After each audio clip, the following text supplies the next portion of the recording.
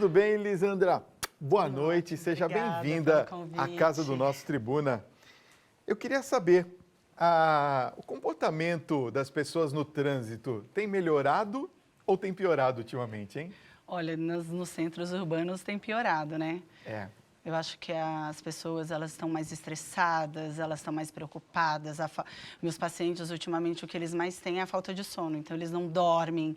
Então, essa falta de sono gera mais estresse. E com isso, com certeza, eles estão muito sem paciência no trânsito. Além disso, eles sempre estão atrasados. E toda vez que a gente está atrasado, o que acontece? A gente dá aquela chutada famosa, a gente corre. A gente corre, não respeita nenhuma regra, Nada. não tem limites. E fora que eu acho que sim, uma sensação muito importante é que a pessoa, em vez de ligar, já fala, olha, falar a verdade, olha, eu estou atrasado. Não vou conseguir chegar. Não fala. Então, aí, na hora do trânsito, acaba descarregando no trânsito ou em outras pessoas aquilo que ele já não conseguiu resolver antes. Quer dizer, né? na verdade, aquelas pessoas que estão no trânsito estão mais nervosas com a situação que ela está passando do que necessariamente com o trânsito em si, não é? Exatamente. E fora que, assim, hoje as pessoas que estão mais agressivas, o que nós vamos explicar isso? Por que as pessoas são mais violentas, mais agressivas? Primeiro que hoje a gente tem uma educação que tudo pode, né? Os pais, primeiro, porque trabalham muito, então permitem que os filhos possam fazer tudo. Então, esses filhos, quando crescem, o que acontece? Ele acha que também pode fazer tudo. Então, será que ele de alguma maneira segue regras? Ele tem isso, ele aprendeu isso. Então, dentro da análise racional, já diz assim, que a gente tem uma criança livre, que pode tudo, e depois, à medida que vamos crescendo, nós não podemos mais, porque vamos aprendendo as regras da sociedade, da nossa casa, e aí não se segue mais essas regras. Por que o brasileiro tem essa fama de ser um dos piores motoristas do mundo, hein? Eu acho que é uma coisa assim ruim, né? Mas eu acho que tem outros países muito piores do que o Brasil. Mas eu acho que ele leva a fama pelo fato de ter muitos acidentes, muitas consequências desses acidentes. Eu acho que um dos principais consequências disso, eu acho que é o álcool, né? As pessoas, elas negligenciam isso como se fosse normal, como se beber e dirigir pudesse, né?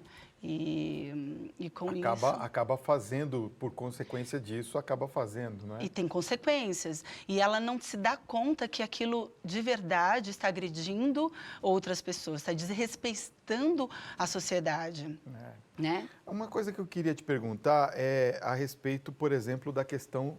Isso aqui em São Paulo virou uma febre, todo mundo falando da questão do aumento das velocidades nas marginais. De fato, tem alguma relação com a questão das vítimas de trânsito? A velocidade, o trânsito. No Isso. fundo, eu acho que, assim, a partir do momento que a pessoa não consegue seguir uma regra, que ela precisa burlar, quando a gente fala da adolescência, ok, ele está ali exatamente para transgredir uma regra.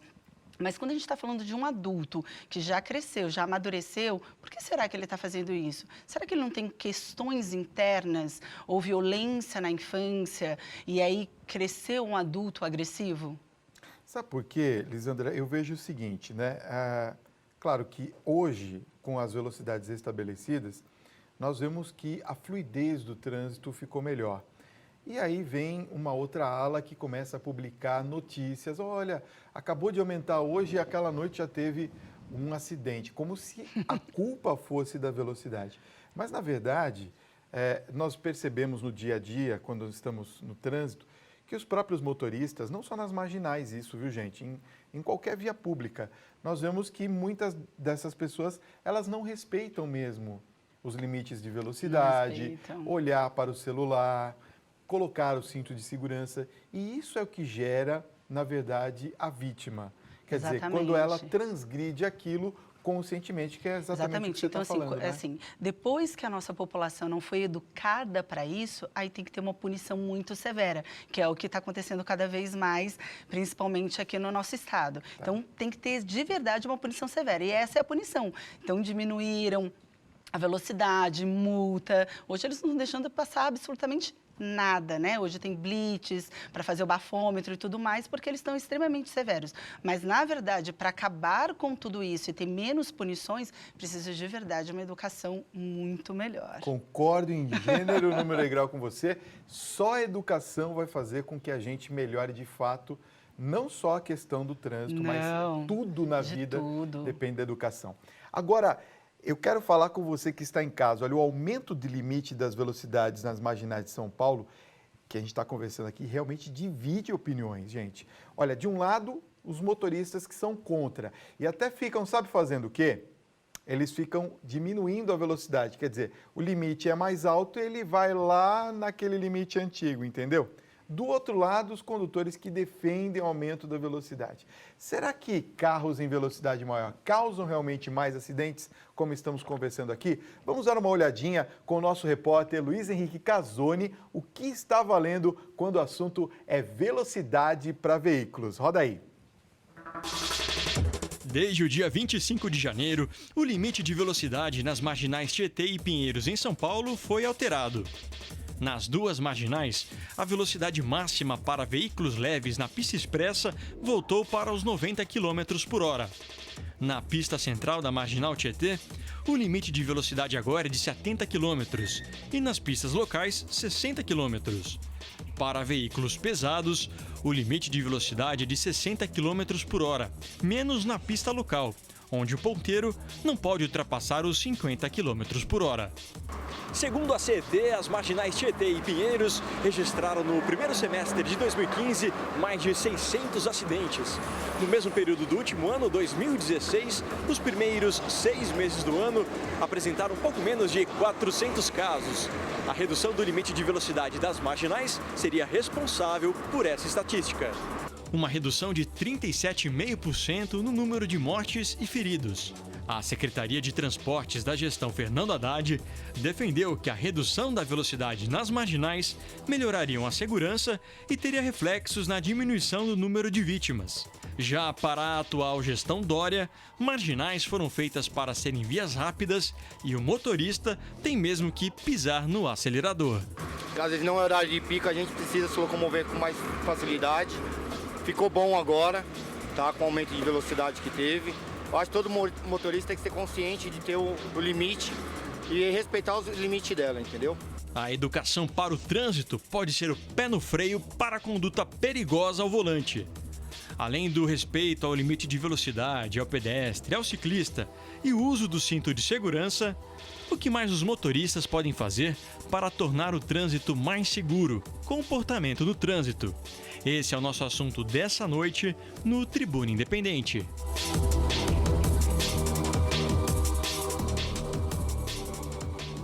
Pois é, e a gente está conversando aqui com a Lisandra justamente sobre isso, porque eu vejo também que com essa discussão saiu de tema uma outra discussão que também traz questão de desvio de comportamento dos motoristas. Aquele folclore famoso, mulher no volante, você pode completar para mim? É um perigo constante. Isso, tá vendo? Então, gente, não fui eu que falei, tá? É uma cultura popular. Como é que fica essa situação? Mas, na verdade, isso não é uma verdade, né? Claro no fundo, que não. Mas eu acho assim que a mulher ela é mais cautelosa. O fato de ela não saber dirigir, eu acho que já deixa ela insegura por si só.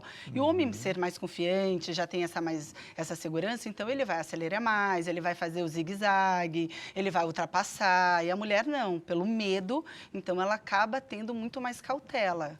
Então, eu acho que elas evitam até mais acidentes do que eles. Talvez é porque elas tenham essa cautela avantajada, elas fazem o que? Elas reduzem a velocidade. Exatamente. Então, que às vezes é isso, né? Já a própria entrevista mostra, né? Agora, sob o ponto de vista da psicologia, que é a sua área, né? Quais que são os fatores que, de fato, influenciam, por exemplo, no comportamento de cada indivíduo no trânsito, hein? Então, cada indivíduo tem um comportamento. Então, alguns são mais agressivos, essa agressividade, com certeza, vem de uma certa infância. Às vezes, esses pais também são bem violentos e agressivos, então isso vai repercutir em algum momento da vida dele. Então, nada é diferente do que acontece em casa e do que acontece no trânsito. É que, muitas vezes, a gente não sabe o que está acontecendo dentro da casa dele. Tem pessoas que, quando estão no volante, elas se sentem super autoconfiantes, então, muito provável, ela pode ter uma autoestima baixa, ou ela pode estar insegura, e ao estar no volante, ela vai mostrar o poder que ela tem. Tá. No caso, por exemplo, das pessoas, a gente percebe que muitas das vezes, na maioria das vezes, a questão de estar no trânsito me parece ser um ato muito individualista. Até porque quando você está com alguém no carro, na direção, às vezes aquela pessoa dá uma aceleradinha a mais, você fala, opa, você está passando, ela fala, bom, quem está dirigindo? Você quer dirigir? Quer dizer, a pessoa se sente, Ela está no comando. Poderosa no comando. Isso é um dos itens que pode ser relatados como, psicologicamente falando, como um dos itens que causam acidentes? Sim, porque o poder está de alguma maneira na mão dela e os outros estão dependentes, como isso acontece numa empresa, mas ali é um fato momentâneo, né? Então, aquela pessoa que está ali, ela está com a decisão na mão dela, então ela pode tomar a decisão daquilo que ela quer fazer. E os outros estão reféns a isso. Bom, e a gente está falando aqui das regras, as leis, enfim. As pessoas, elas sabem exatamente quais são as regras e as leis, porque acredito eu que ninguém comprou a carteira de motorista, né? Quer dizer, nós somos lá, fizemos o exame psicotécnico, o exame clínico e tudo mais. Passamos na né? prova. Passamos na prova. Prática, oftalmológica, né? Aliás, um beijo para aquela oftalmo. Eu esqueci o nome da senhora, já faz um tempo que eu renovei minha carteira. Ela trabalha no Poupa Tempo da Sé. Ela falou, eu conheço você da televisão. Ó, beijo para você, fiquei devendo beijo daquela época. Mas, ó, eu queria perguntar o seguinte, por exemplo, sabendo de tudo isso, por que a gente insiste em cometer as infrações e, geralmente, as mesmas infrações? Então, no fundo, a gente vai fazer a infração de acordo com a minha conveniência. Tá. Né? Okay. Então, isso daí já parte do próprio ser humano. Agora, depende do risco que ela me causa. Então, assim, eu só vou atravessar um farol se eu conseguir ver dos dois lados. Eu posso até ultrapassar aquilo, se aquilo não me correr grandes riscos. Agora, se eu não conseguir enxergar nada, você acha que eu vou ultrapassar, não, mesmo se estiver verde? Sim. Muitas vezes não. Eu vou até reduzir para saber se realmente está seguro. Então, muitas vezes eu vou seguir as regras mais para me sentir seguro do que a própria regra que é colocada no trânsito. Uma outra pergunta que também as pessoas acabaram fazendo aqui para a gente é a respeito, por exemplo, da questão dos ciclistas, não é? Porque a gestão passada colocou os ciclistas numa situação onde eles estão exatamente no meio do trânsito. A gente sabe das questões dos motociclistas, dos ciclistas e dos pedestres. Mas... eles ainda estão sem lugar, né? Pois é isso que eu queria que você comentasse, não sobre a questão política da coisa, mas a questão psicológica. Um ciclista, por exemplo, eu pouquíssimas vezes, para não dizer nenhuma, vi um ciclista utilizando, por exemplo, a ciclofaixa no meio de uma avenida. É porque psicologicamente aquela pessoa percebe que ali é um lugar perigoso, por exemplo? Exatamente, ela não se sente segura. Né? E ninguém vai colocar a vida em risco. Então, toda vez que ele não tem segurança naquele lugar, ele não vai. Então, se a gente reparar, um carro e uma moto, ele vai brigar?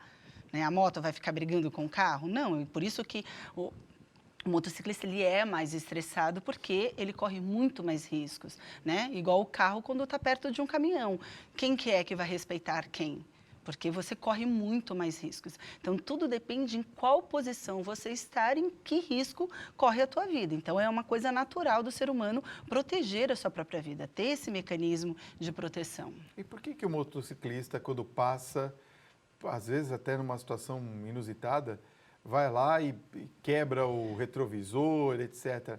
É porque ele não tem válvula de escape? Porque ele já está estressado por si só, que a vida dele sempre está em perigo. Nessa correria, Nessa né? correria, que é insana, né? Aliás, uma coisa que eu queria falar para vocês que são motociclistas e trabalham, por favor, pelo amor de Deus, e não é uma vez que eu vi, não, várias vezes, até vindo aqui para a Rede Vida, motociclista utilizando o celular, olhando para o celular com a outra mão no guidão. Você já viu isso? Sim, porque... Então, mas tudo depende de que empresa ele trabalha, o quanto estão cobrando ele, qual é a pressão, quantos clientes eles têm que visitar, entregar. Então, você concorda que, de alguma maneira, tem alguma coisa por trás que estão cobrando pressão, ele? né? E ele, nessa correria louca, hoje com desemprego, ele não vai ter que lutar por aquele emprego? Sim. Mas Ele vai ficar fazendo loucuras. Isso, né? Pelo amor de Deus. Exatamente. Vamos às perguntas dos telespectadores? Vamos. A Angélica Trancoso, de São Luís, no Maranhão. Um beijo para vocês aí no Maranhão. Fala assim, olá, Fábio, boa noite. Equipe do Tribuna Independente, parabéns pelo programa. Eu estou acompanhando o programa e tenho a seguinte dúvida. Campanhas educativas são capazes de conscientizar os motoristas? Seria muito importante, né? Mas de nada adianta só as campanhas se não veio uma educação desde o berço, né? Que começa muitas vezes dentro de casa. Então, se a pessoa já não tem estudo, já não tem nem instruções, já não sabe nem respeitar o outro, o próximo, como que ele vai respeitar isso no trânsito? Pois é. O Reginaldo Pereira, de Campo Grande, Mato Grosso do Sul, pergunta: em alguns países, como na Alemanha, por exemplo, a formação dos motoristas é muito mais demorada e rígida. No Brasil, falta formação, na sua opinião? Eu acho que falta desde da educação, da formação e tudo mais. Então, as pessoas acabam ficando ignorantes e como que ela vai depois chegar e ter um estudo e uma formação em trânsito, em como dirigir, em regras. Inclusive, tem pessoas que, depois que tem a carteira apreendida, vão lá dar o jeitinho, né? Isso, ainda a gente tem isso aqui no nosso país. Pois é. O Ernesto Araújo, de São Paulo, pergunta: Lisandra, a avaliação psicológica é insuficiente, na sua opinião, para prevenir condutores mal comportados no trânsito? Ela não deveria ser feita com mais frequência? Deveria, mas como a gente sempre tem o jeitinho, então muitas vezes não é avaliado corretamente. Tá, mas no caso, por exemplo, essas avaliações psicológicas são Com feitas certeza. só lá atrás, né? Se não Só me lá falha a atrás e memória. depois não fazem de novo. Então você não sabe nem como que aquela pessoa, como ela está se comportando. Se ela está com estresse excessivo, qual é o nível de agressividade. Não dá para avaliar. Que Então, depois também de um tempo ninguém deveria acompanha, ter uma com avaliação certeza. mais hoje eu acho que frequente, né? ainda está melhor, porque ainda a pessoa ainda fica um ano sobre supervisão, como se tivesse, né, uma carteira provisória. Então, ele ainda vai poder ser avaliado nesse um ano se ele está apto ou não a ter a carteira dele permanente. Ainda está melhor do que antigamente. Tá, melhorzinho um pouquinho, né? A Shirley Espiridião, de Presidente Prudente, São Paulo, pergunta: Fábio, nós podemos associar os tempos de crise e a influência desse período numa maior agressividade ou baixa tolerância dos motoristas? Será que podemos referenciar algum número, hein, Lisandra? Eu te pergunto. Então, é claro que toda vez que tem o desemprego, a crise e tudo mais, as pessoas estão muito mais desesperadas, mais estressadas, com muito mais medo. E quanto mais medo, mais agressivo ficamos, né? Mas uma coisa independe da outra. Não necessariamente precisamos estar em crise para as pessoas estarem estressadas e agressivas. Ah, entendi. Quer dizer, não é uma coisa que depende da outra. Exatamente. Claro, evidente, é claro, né? que pode, nesse primeiro momento, estar contribuído sim, mas as pessoas podem estar estressadas por outros motivos, não necessariamente a crise. Que pode, por exemplo, a pessoa pode ter perdido o emprego, aí ela não consegue focar ali na questão do trânsito, porque ela fica com aquilo pensando. Exatamente, pode ser isso, sim. Né? Uma distração. Lisandra, obrigado pelo seu papo, viu? Obrigada Foi muito a você, gostoso Fábio, hoje, pelo tá bom? convite.